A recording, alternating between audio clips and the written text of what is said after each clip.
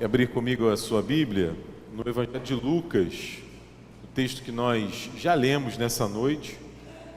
Eu quero ler só os dois primeiros versículos novamente e os dois últimos. Lucas, capítulo 24, versículos de 13 até o 35. É o texto do calendário litúrgico para o dia de hoje. Isso quer dizer que a igreja cristã, o mundo inteiro hoje está lendo esse texto junto comigo e junto com você, recordando a ressurreição de Jesus. Lucas 24, eu farei leitura dos versículos 13, 14 e depois vamos ler ali a partir do 32. Diz assim a palavra do Senhor. Naquele mesmo dia, dois deles estavam de caminho para uma aldeia chamada Emaús, distante de Jerusalém, 60 estádios. E iam conversando a respeito de todas as coisas sucedidas. Dois deles, dois dos discípulos de Jesus. Agora, ali, a partir do versículo 32. E disseram um ao outro: porventura não nos ardia o coração, quando ele pelo caminho nos falava, quando nos expunha as Escrituras? E na mesma hora, levantando-se, voltaram para Jerusalém, onde acharam reunidos os 11 e outros com eles, os quais diziam: o Senhor ressuscitou e já apareceu a Simão. Então, os dois contaram o que lhes acontecera no caminho e como fora por eles reconhecido no partir do pão. Então, feche os seus olhos, vamos falar com o Senhor mais uma vez. Obrigado, Pai, pela leitura da Tua palavra e pela bênção, Senhor, que ela concede a cada um de nós. A bênção da compreensão da Tua vontade, a bênção da sabedoria que vem do alto, a bênção, Senhor, do encorajamento que cada um de nós precisa para andarmos contigo dia após dia. Fala conosco, Senhor, é a nossa oração em nome de Jesus. Amém. Bom, uma Feliz Páscoa para você, mais uma vez, antes de tudo, não é? É a nossa expectativa enquanto igreja, que a realidade da ressurreição fale à sua vida, obrigado, Jô, fale ao seu coração, fale à sua história, que a ressurreição de Jesus transforme a sua vida, como transformou, por exemplo, a vida desses dois homens. Porque no início desse texto e no final desse texto a gente vê dinâmicas completamente diferentes. O texto começa dizendo que eles saíam de Jerusalém em direção a uma aldeia chamada Emaús. E o final do texto mostra que já no final do dia eles voltam para Jerusalém. O que acontece nesse caminho? Não é? O que ocorre entre esse abandono de Jerusalém e esse retorno para o lugar dos discípulos? A gente vai se lembrar, e você deve ter pensado nisso nos últimos dias, não é? Nós celebramos nos últimos 40 dias a Quaresma, é um tempo de preparação para a Páscoa, começando ali na quarta-feira de cinzas, em que a gente se lembra do sacrifício de Jesus, da morte dele no nosso lugar. Tivemos esse ápice na sexta-feira passada, próxima, como quando nos lembramos da morte de Jesus. E não faz muito tempo nós celebramos o Natal, nós celebramos a encarnação. Não é sem motivo que o Natal e a Páscoa são considerados assim os maiores calendários, os maiores eventos da fé cristã, porque eles falam desses milagres que a gente não compreende muito bem. Não é? Por um lado, a gente se lembra no Natal da encarnação, do fato do Deus Todo-Poderoso ter se tornado um homem, ter se tornado um menino, um bebê, ter crescido em obediência, ter sofrido, ter dormido, ter chorado, finalmente ter morrido. Quando a gente se lembra na Páscoa a gente lembra da morte e da ressurreição de Jesus. Reverendo Duzi, hoje pela manhã, destacou isso que eu anotei aqui também. Essa é a maior notícia de todas. A notícia da ressurreição de Jesus. Já faz alguns anos que nós temos acesso, pelo menos a maioria de nós os temos, aqueles canais de notícia que ficam 24 horas passando notícia. Não sei se você gosta de assisti-los. Eu gosto de acompanhar alguns deles, mas é interessantíssimo observar a dinâmica, porque a notícia está acontecendo e eles ficam ali repetindo várias vezes a mesma informação, porque não tem muita informação, não sabem exatamente o que aconteceu e geralmente apresentam aquela notícia daquele momento como se fosse a mais importante da história. Não é não? Breaking news, já viu isso? Pisca aquele atenção na televisão da gente, e a gente fica ali, né, toca aquela musiquinha do plantão da Globo, né? Já era, né? Para tudo, né? Porque agora está chegando a notícia que vai mudar a nossa vida. E esse é um ledo engano, não é? A maior notícia é a notícia de que Jesus ressuscitou. É a notícia de que ele venceu a morte. Se a gente for lá para o texto da primeira carta do apóstolo Paulo, quando ele escreve aos Coríntios, no capítulo 15, é um texto todo falando sobre a ressurreição. Tinha alguns dentre a igreja de Corinto que estavam questionando a ressurreição, como se Jesus não tivesse ressuscitado. Aí o Paulo vai dizer ali várias coisas acerca da ressurreição. Eu recomendo que você leia depois. Ele vai dizer, por exemplo, que se Jesus não ressuscitou, a nossa fé é vã, é inútil. A nossa pregação é mentirosa. A gente está falando de algo que não aconteceu. A nossa esperança é vazia. O nosso testemunho é falso. Não é? Porque nós testemunhamos daquilo que aprendemos na palavra de Deus e daquilo que Cristo ressurreto fez nas nossas vidas. Ora, se ele não ressuscitou, o testemunho que nós damos é falso. Os nossos pecados, eles não foram perdoados.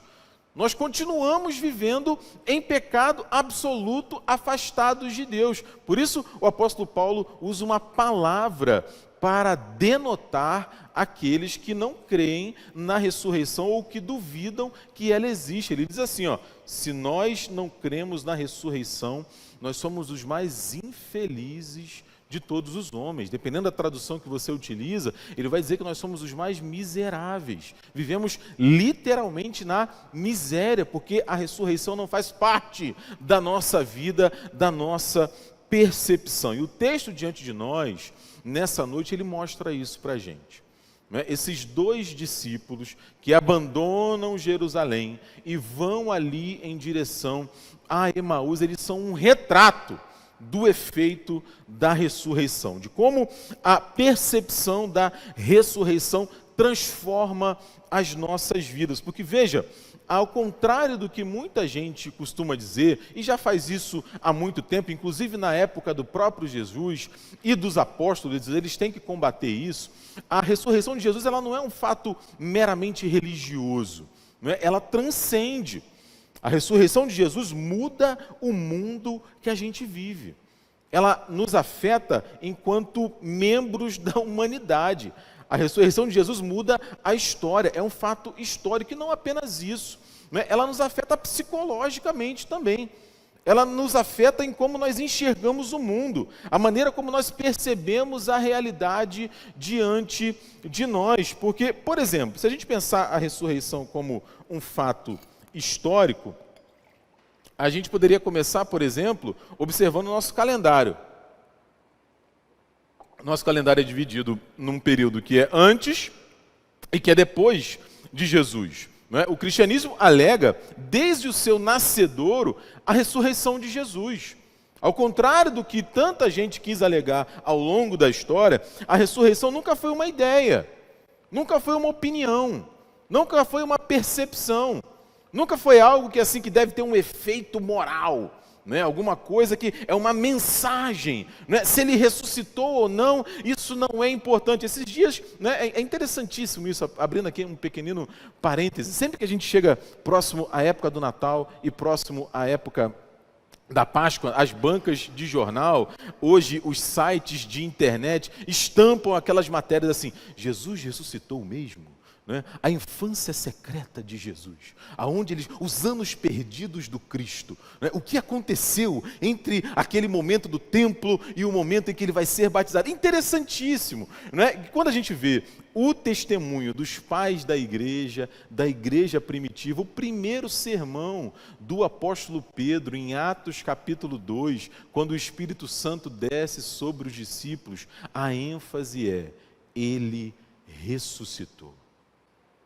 Ele ressuscitou. Os adversários de Cristo, os adversários dos discípulos, tentaram disfarçar isso, dizendo que ele não morreu, ele fugiu, dizendo que se ele morreu, o corpo dele foi roubado. As mulheres deram testemunho da ressurreição, foram as primeiras a encontrar o Cristo ressurreto, e os próprios discípulos, como a gente vai ver com mais detalhes daqui a pouco, não é possível, não é bem assim, não deve ter sido isso que aconteceu. O problema, entre aspas, é que ele ressuscitou de verdade. Ele apareceu de fato aos discípulos. Ele apareceu, como eu disse, às mulheres. Ele apareceu ao Pedro. Ele apareceu aos discípulos no caminho de Emaús. Ele apareceu aos discípulos quando Tomé estava ausente. Depois ele apareceu de novo aos discípulos quando Tomé estava presente. Ele apareceu depois aos discípulos no Mar da Galileia. O apóstolo Paulo vai relatar que ele apareceu para mais de 500 discípulos posteriormente, caminhou com eles, comeu com eles. Ele apareceu ao Estevão, ele apareceu ao Paulo, ele apareceu até mesmo ao João na ilha de Pátimos, anos após aqueles eventos que nós testemunhamos nos evangelhos, porque ele ressuscitou. A ressurreição é um fato histórico. Jesus ressuscitou no tempo e no espaço, não é uma ideia, mas não apenas isso, ela é um fato também, que nos afeta animicamente, psicologicamente, afeta a nossa percepção da realidade. A gente vai analisar isso aqui com mais detalhes, mas eu já vou adiantando aqui para você. Você já reparou no que acontece com os discípulos, na maneira como eles passam a agir antes e depois da ressurreição? Já teve essa experiência de passar pelos evangelhos e reparar isso? Quando Jesus é preso, e caminha ali para aquele julgamento que foi uma grande encenação, os discípulos fogem, todos eles. A Bíblia vai detalhar a traição de Pedro e a traição de Judas. Mas o Evangelho de Mateus, no capítulo 26, no versículo 56, você pode consultar depois, o Mateus vai dizer, ele vai assumir que todos os discípulos abandonaram Jesus. Todos os discípulos traíram Jesus. Nós não sabemos o que os outros fizeram. Sabemos o que o Pedro fez e o que o Judas fez. Eles estavam amedrontados, desanimados, pessimistas. No texto que a gente leu aqui agora, o Lucas chega a dizer, eles estavam entristecidos, frustrados, decepcionados. E aí Jesus ressuscita, aparece para cada um deles, conversa com eles, confirma as suas promessas. Ele diz, olha, eu falei que isso ia acontecer. E aqueles homens, outrora desanimados, frustrados, pessimistas, entristecidos, agora eles enfrentam a morte. Agora eles dão glória a Deus pelo privilégio de sofrer por causa do Evangelho. Eles levam açoites, eles ficam encerrados em prisões, eles são martirizados, sem recuar, sem retroceder, sem desanimar. Gente, quem faria isso por uma mentira? Se o corpo de Jesus de fato tivesse sido roubado, e eles soubessem disso, por que arriscar a sua vida? Se ele tivesse escondido em algum lugar, ali com Maria Madalena, criando os seus filhos, como o pessoal disse há alguns anos atrás, por que morrer por aquele homem? Não fazia sentido. Aqueles homens e aquelas mulheres presenciaram alguma coisa com Cristo ressurreto. sentiram alguma coisa, viveram alguma coisa, que o apóstolo Paulo sintetiza nessa frase de Filipenses 1:21. Porquanto para mim o viver é Cristo e o morrer é lucro. É lucro. Por quê? Porque ele ressuscitou. Porque ele venceu a morte. E eu e você, pelo poder do Espírito Santo de Deus que age em nós, podemos viver essa experiência também. Então a gente vai ver isso aqui nos próximos minutos, na perspectiva desses discípulos.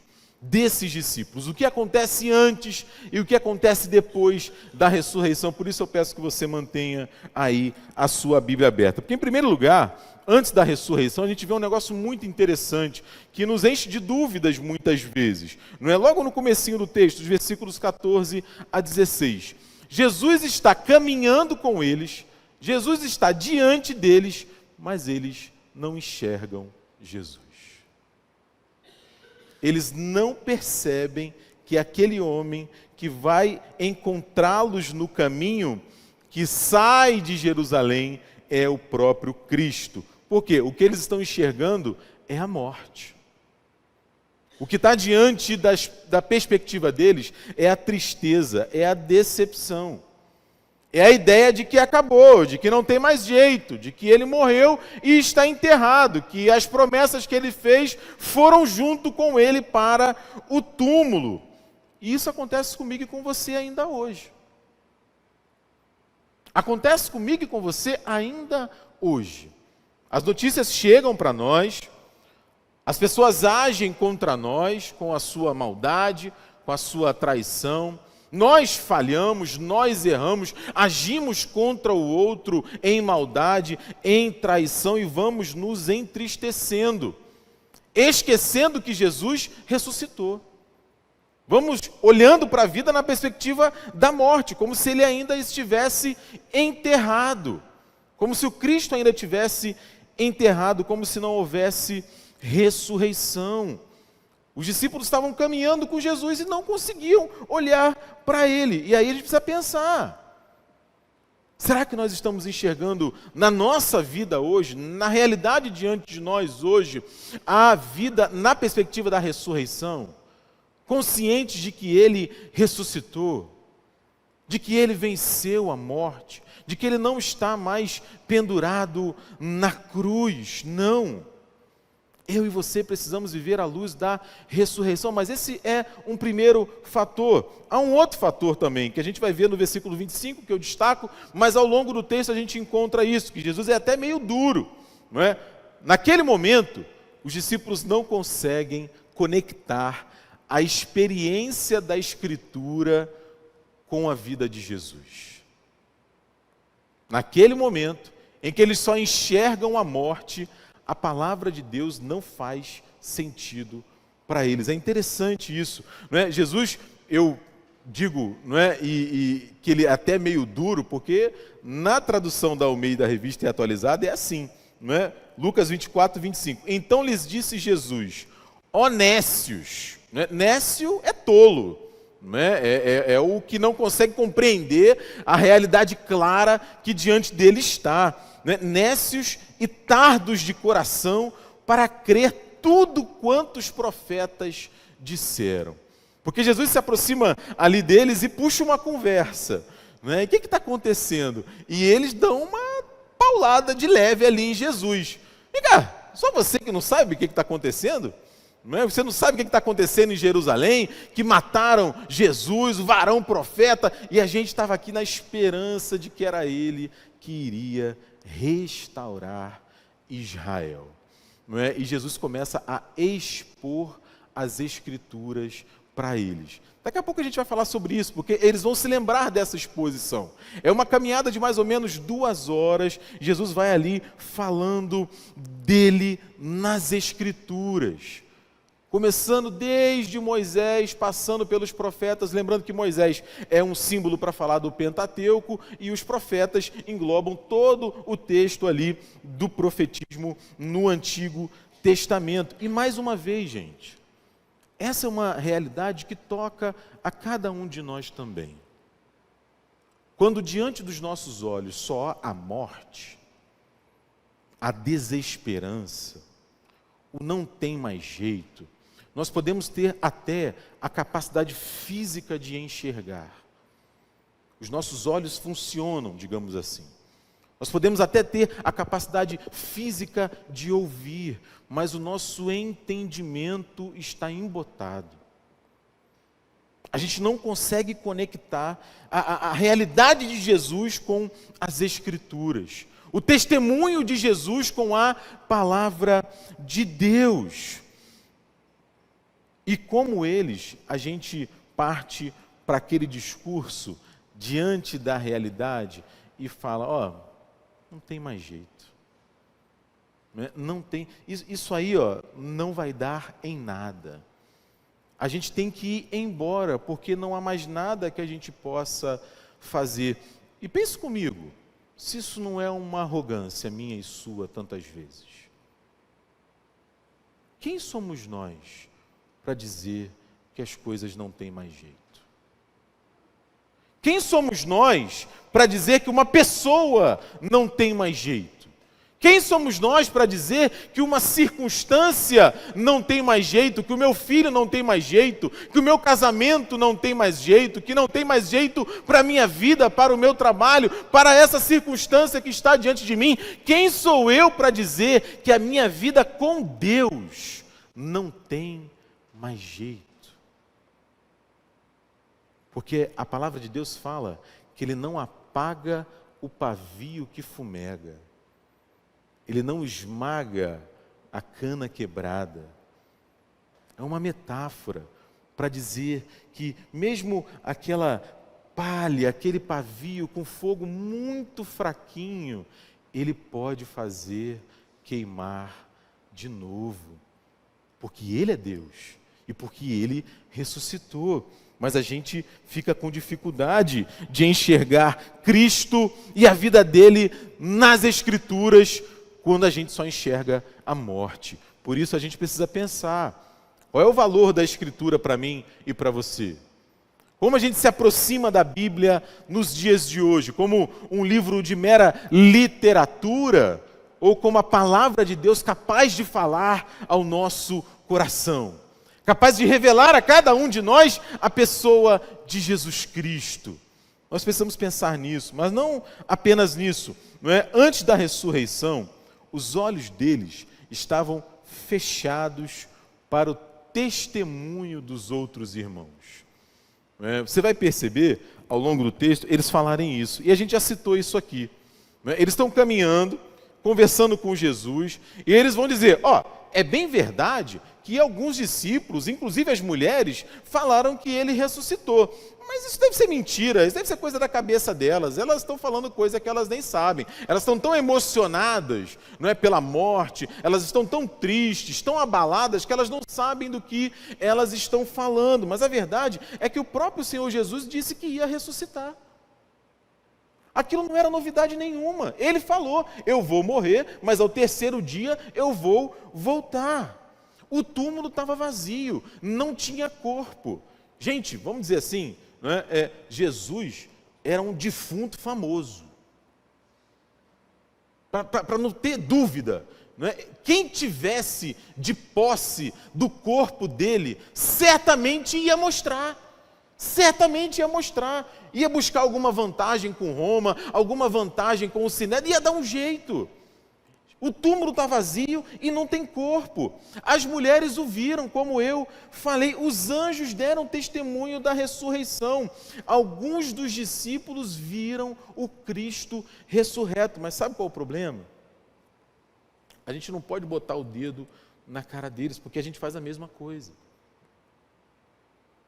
Quando a gente só está enxergando morte, quando a gente só está enxergando frustração, decepção, tristeza, né? As pessoas falam para a gente, olha, calma, tem jeito, tem caminho, olha, tenta isso, tenta aquilo, e a gente faz assim, você sabe o que eu estou sentindo? Você tem ideia do que eu estou passando? Você não sabe. A gente não ofende o outro que está querendo ajudar a gente. E a gente está falando, não, peraí, olha, ele ressuscitou. É verdade o que ele... Ah, vai que não é. Vai que não é. Não, eu quero ter mais segurança. Eu quero ter mais controle. Como se nós tivéssemos segurança e controle em alguma realidade da nossa vida. Nós não temos segurança e controle nenhum da minha vida e da sua vida. Nós não temos. Os discípulos de Jesus têm consciência disso. Ah, Diego, mas eu posso planejar. É óbvio, não é? Eu posso me programar. Espero que você o faça. Não é? Eu posso sonhar, posso pensar, posso trilhar. Claro, tudo isso. Mas quem garante? Quem garante? De repente você, eu falava isso algumas semanas atrás, é aquele que já tem a semana inteira planejada. Você sabe tudo que você vai fazer até sexta-feira, 4 da tarde. Quem garante? Que você vai estar lá onde você planejou na sexta-feira às 4 da tarde. O discípulo de Jesus sabe que a segurança e o controle não estão nas suas mãos, estão nas mãos de Jesus, porque Ele ressuscitou. Porque Ele ressuscitou. Mas se a gente não enxerga isso, se a gente não dá atenção a quem está perto de nós, testemunhando do amor de Cristo, e nesse sentido, gente, a igreja faz toda a diferença. Porque quando a gente frequenta, quando a gente está presente, a gente vê outras pessoas em circunstâncias muito semelhantes às nossas.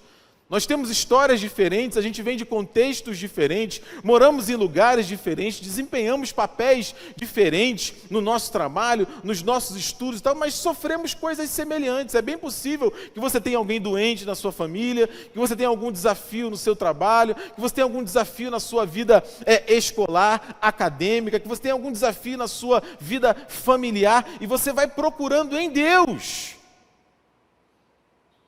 o desejo de superá-los.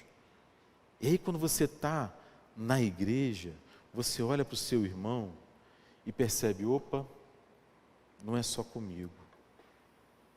Mas aqueles discípulos estavam desprezando o testemunho dos irmãos. É por isso, né, e aí eu vou caminhando aqui para o final disso que acontece antes da ressurreição, que eles estão abandonando Jerusalém.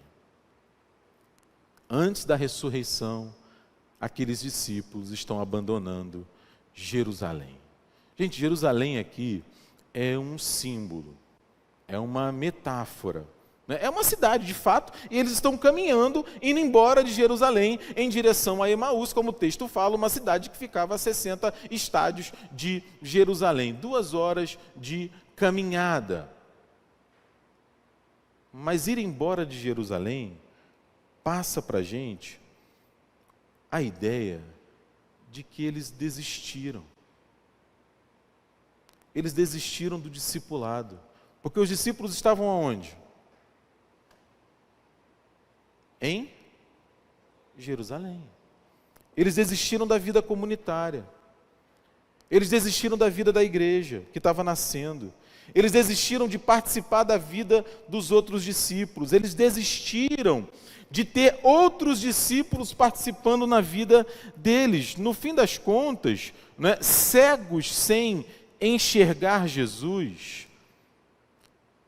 sem ouvir o testemunho das Escrituras e conectar esse testemunho com a pessoa de Jesus, sem ouvir o testemunho da ressurreição, no fim das contas, eles desistiram de Jesus. E a gente conhece gente assim, que desistiu, que abandonou, que deixou para trás, como se a realidade da morte fosse a única diante deles. E aí é interessante, né, gente? Porque o texto tem assim um plot twist, né? Quando eu ouvi essa expressão pela primeira vez, eu fiquei apaixonado. né? Você já viu aquele filme, né, que o filme vai todo numa direção, aí de repente você descobre que o cara que era o mocinho, na verdade é o vilão. Né? É um plot twist, muda a história. Aí você, que isso?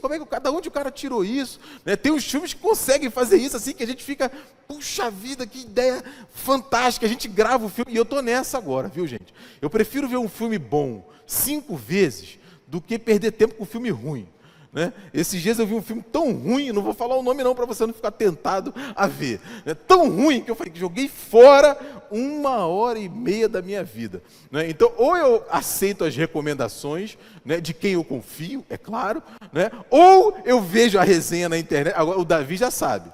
Né? O Davi, pai, aquele filme assim, né, é bom que está no cinema? Ele sabe que eu não vi, mas eu vou ler para saber se é bom, ou vou perguntar para alguém. Né? Acontece um plot twist aqui nesse texto. Porque os discípulos estavam fazendo o quê, gente? Indo embora de Jerusalém. Eu acabei de dizer, eles estavam desistindo de Jesus. Pô, quem encontra eles no caminho? Porque a gente pode desistir de Jesus. Eventualmente. O sofrimento chega, a decepção, a tristeza, a frustração, a realidade da morte bate na nossa porta e nós somos tentados a desistir de Jesus. Lembra do salmista? Ainda que eu ande pelo vale da sombra da morte, não temerei mal algum, porque tu estás comigo. O nome dele é Emanuel. É Deus conosco. Você imagina eles indo embora de Jerusalém, no meio do nada. Você já viu no mapa? Eu nunca fui lá, mas eu já tive a curiosidade várias vezes de olhar no mapa. É lugar nenhum, né? Nowhere. Lugar nenhum. Quem aparece lá? Jesus. Aleluia, louvado seja Deus. E puxa a conversa, e pergunta o que está acontecendo, e toma na orelha dele, só você que não sabe o que está acontecendo, e segura, não fala nada, começa a expor as escrituras para eles, o dia vai caindo, foi uma caminhada longa, aquele dia foi muito longo. Eles chegam em casa, Jesus faz menção de ir embora, e é interessante, né, gente, como é que é a hospitalidade, por isso que a hospitalidade é um dom espiritual. O apóstolo Paulo fala sobre isso, da hospitalidade como um dom espiritual. Apesar de toda a tristeza, eles convidam aquele desconhecido, que pregou para eles no caminho para ficar. Né? Fica com a gente, come com a gente, fica mais um pouco, não vai embora. Jesus fica. E na hora da refeição ele parte o pão. E na hora que ele parte o pão, os olhos dele estão abertos. E aí a gente percebe rapidamente, né, o que acontece após a ressurreição.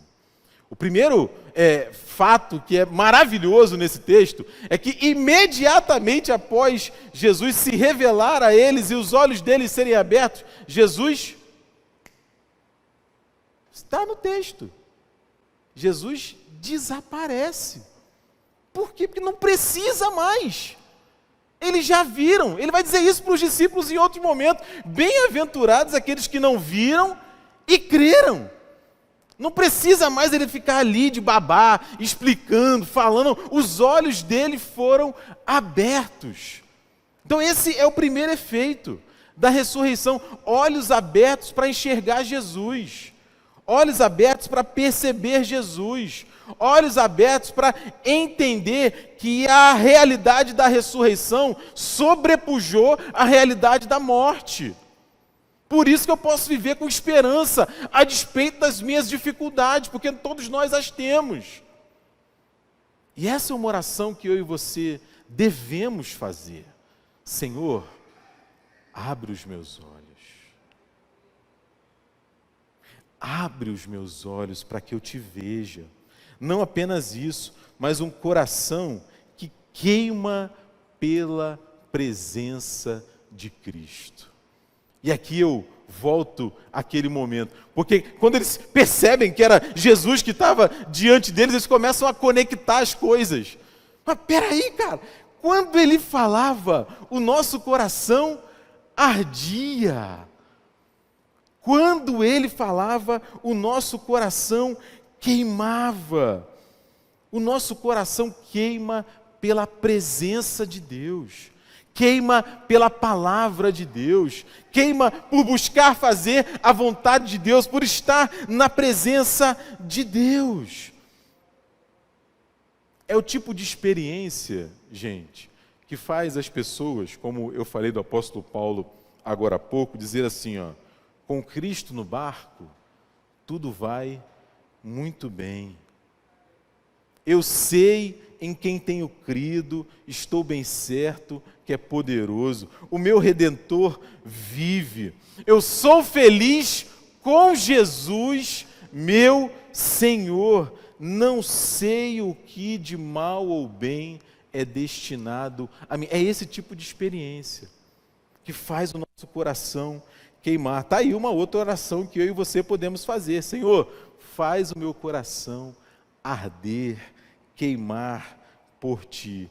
E finalmente, o resultado de olhos que enxergam Jesus, não é, de um coração que queima por Ele, não é, a gente vê pés que são velozes para anunciar a ressurreição. Você percebe no texto que já era de noite, que eles estavam cansados, eles foram embora de Jerusalém, mas o texto vai dizer que imediatamente eles voltam para Jerusalém. Não, mas já está de noite, mas já está frio, mas é perigoso, mas é distante, são 2 horas para voltar. Não, mas eu tenho que falar da ressurreição, porque a ressurreição transformou a minha vida. Certamente ela pode transformar a vida de alguém. É isso que o discípulo de Jesus faz. E a minha oração particular, a nossa oração como igreja, é que a ressurreição de Jesus faça isso na sua vida também. Que te dê olhos para enxergar o Cristo, que faça o seu coração queimar pelo Evangelho e que torne a sua vida um testemunho, não de morte, mas um testemunho da ressurreição. Amém? Deus te abençoe, viu?